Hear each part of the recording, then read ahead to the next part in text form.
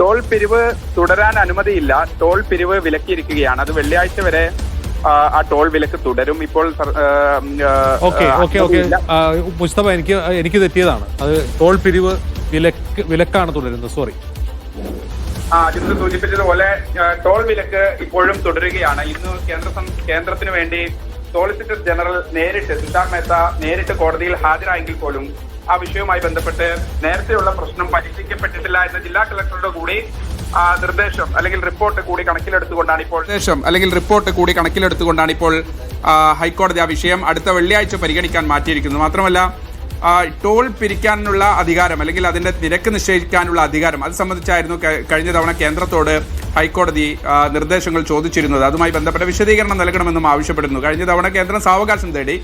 ഇന്നിപ്പം solicitor general നേരിട്ട് ഹാജരായി കോടതിയിൽ ടോൾ നിരക്ക് നിശ്ചയിക്കാനുള്ള അധികാരം പൂർണ്ണമായും ദേശീയപാത അതോറിറ്റിക്കാണ്. ആ കാര്യത്തിൽ ഏതെങ്കിലും തരത്തിൽ ഒരു ഇളവ് നൽകാൻ കഴിയില്ല എന്നതുൾപ്പെടെയുള്ള വാദങ്ങൾ വെച്ചു. മാത്രമല്ല ഒരു ഭാഗത്തേക്ക് 5 കിലോമീറ്റർ ഭാഗം മാത്രമാണ് ഒരു ഭാഗത്തേക്ക് ഇതുവരെ പൂർണ്ണ ഗതാഗത യോഗ്യമായിട്ടുള്ളത് എന്നൊരു കാര്യം ജില്ലാ കളക്ടറും കോടതി അറിയിക്കുന്നു. അപ്പോൾ കോടതി ചോദിക്കുന്നത് ഈ വിഷയവുമായി ബന്ധപ്പെട്ട് ടോൾ പിരിവ് ഏതെങ്കിലും ഒരു ഭാഗത്തേക്ക് മാത്രമാണോ എന്ന് കോടതി ചോദിക്കുന്നു. അപ്പോൾ രണ്ട് സൈഡിലേക്കും ഈ ടോൾ നിരക്ക് ഉണ്ടെങ്കിൽ പിന്നെ എങ്ങനെയാണ് ടോൾ പിരിക്കാൻ അനുമതി നൽകുക എന്നതുൾപ്പെടെയുള്ള കാര്യങ്ങൾ കോടതി ചോദിച്ചിട്ടുണ്ട്. ഒപ്പം തന്നെ ഇന്ന് കേന്ദ്രവും പ്രധാനമായി കോടതിയിൽ ആവശ്യപ്പെട്ടത് ഏറെക്കുറെ മുൻപുണ്ടായിരുന്ന വിഷയത്തെക്കാൾ ഏറെക്കുറെ ആ വിഷയം പൂർണ്ണമായി പരിഹരിക്കപ്പെട്ടിട്ടുണ്ട്. മാത്രമല്ല ഇനി മറ്റു ചില പ്രശ്നങ്ങളാണ്. അത് ഈ മറ്റു പല ഭാഗത്തു നിന്നുള്ള റോഡുകൾ ഇതോട് ചേർന്ന് വരുന്നുണ്ട്. അവിടെയുള്ള ഗതാഗത കുരുക്കാണ്. പക്ഷേ ജില്ലാ കളക്ടർ പറഞ്ഞത് ആമ്പല്ലൂർ, മുരിങ്ങൂർ എന്നിവരിലുള്ള ഭാഗങ്ങളിൽ പ്രധാനമായ ഈ ഗതാഗത കുരുക്ക് മുമ്പത്തെ സാഹചര്യത്തിൽ നിന്ന് ഒരു മാറ്റവുമില്ലാതെ തുടരുന്നു.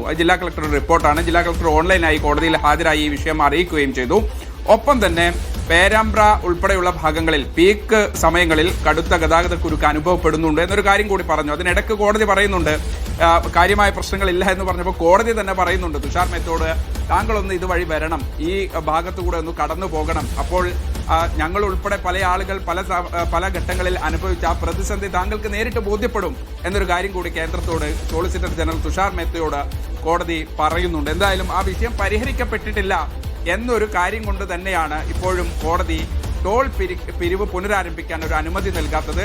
ഇന്ന് തന്നെ ജില്ലാ കളക്ടറോട് പ്രധാനപ്പെട്ട ചില ഭാഗങ്ങളിൽ ആ വിഷയം ഈ നേരത്തെ ജില്ലാ കളക്ടർ പറഞ്ഞതുപോലെ ആമ്പല്ലൂർ, മുരിങ്ങൂർ ഉൾപ്പെടെയുള്ള ഭാഗങ്ങൾ സന്ദർശിച്ച് അവിടെ ചില നിർദ്ദേശങ്ങൾ നൽകാനും ഹൈക്കോടതി പറഞ്ഞിട്ടുണ്ട്. ജില്ലാ കളക്ടർ ഇന്ന് തന്നെ സ്ഥലം സന്ദർശിച്ച് അത്തരം സ്ഥലങ്ങളിൽ എന്തൊക്കെ ചെയ്യണം, ഇമ്മീഡിയറ്റ് ആയിട്ട് വളരെ പെട്ടെന്ന് സ്വീകരിക്കേണ്ട മാർഗനിർദ്ദേശങ്ങൾ സംബന്ധിച്ച് ദേശീയപാത അതോറിറ്റിക്ക് ഒരു നിർദ്ദേശം നൽകാനും കോടതി പറഞ്ഞിട്ടുണ്ട്. അജിം സർ.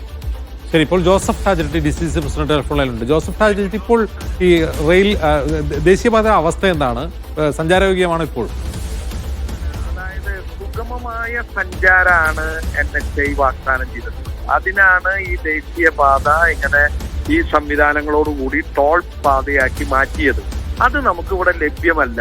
ഇവരിപ്പോ പറയുന്നത് പിന്നെ സർവീസ് റോഡ് ടാർ ചെയ്തുകൊണ്ട് സ്വാഭാവികമായും വണ്ടികൾ പോകുന്നു എന്ന് പറഞ്ഞു കഴിഞ്ഞാല് ഈ കൺസ്ട്രക്ഷൻ നടക്കുന്ന മേഖലകളിലും അതുപോലെ തന്നെ ഈ സർവീസ് റോഡിന്റെ സൈഡുകൾ ഡ്രെയിനേജ് ഒക്കെ ഇടിഞ്ഞു കെടുക്കാണ്. അതുകൊണ്ടാണ് ഈ വണ്ടികൾ ഇപ്പൊ കഴിഞ്ഞ ദിവസം മുരിങ്ങൂര് ഒരു KSRTC വലിയ അപകടത്തിൽ നിന്നാണ് രക്ഷപ്പെട്ടത്. അപ്പൊ ഒരു സുഗമമായ യാത്രയില്ല.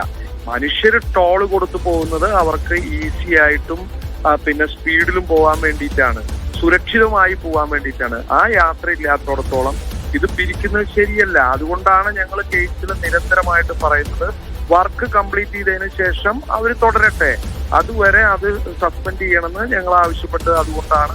മാത്രമല്ല ഇനി അവർ ഹൈക്കാണ് ആവശ്യപ്പെടുന്നത്, കൂടുതൽ നിരക്കാണ് ആവശ്യപ്പെടുന്നത്. അതും ചെയ്യാൻ പാടില്ല. കാരണം ഈ വർക്കുകൾ മാത്രമല്ല, സേഫ്റ്റി ഓഡിറ്റ് റിപ്പോർട്ടിൽ 50ഓളം ഇന്റർസെക്ഷൻസിലെ സെക്യൂരിറ്റി മെഷേഴ്സ് പറയുന്നുണ്ട്.